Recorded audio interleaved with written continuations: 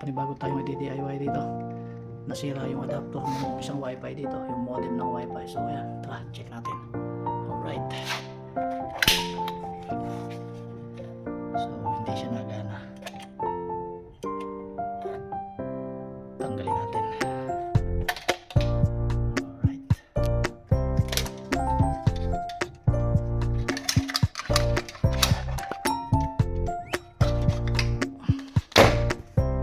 Palitan natin yan. So yun mga guys, meron akong nakita na power adapter na same amp nung nasira. Kaso ang problema, wala siyang pansaksak. Itong ano nito, output nito is 12 volts by 1 amp. So same lang dun sa nasira na to. So ang gagawin ko na lang, kukuhanin ko to tapos ililipat ko dito. Yan, pakikita ko tuloy sa inyo kung paano magdugtong ng wire na hindi na tayo gagamit ng panghinang. So ang kailangan lang natin is shrinkable tube or expandable tube ang tawag dito. Marami na order nito sa online. So ito na gagamitin natin sa pagdugtong. Hindi natin kailangan panghinangin. Okay, let's go.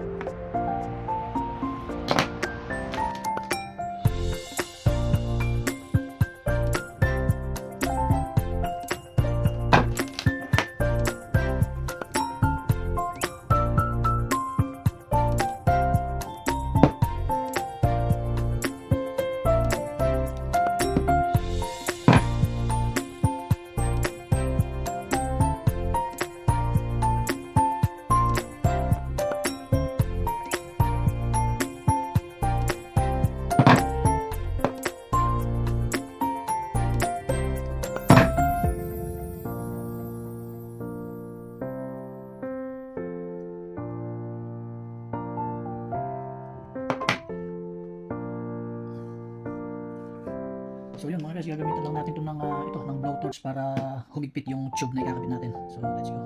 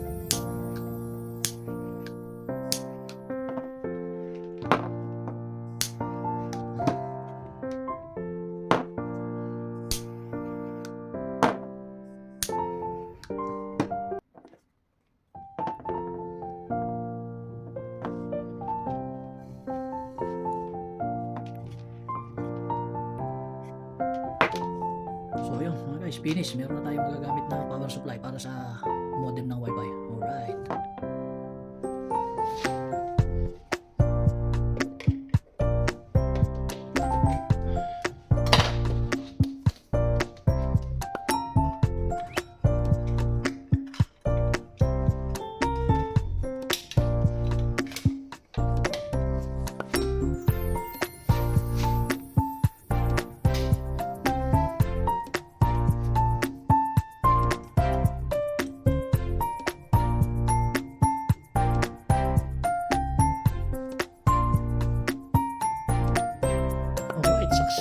gumagana na mga guys.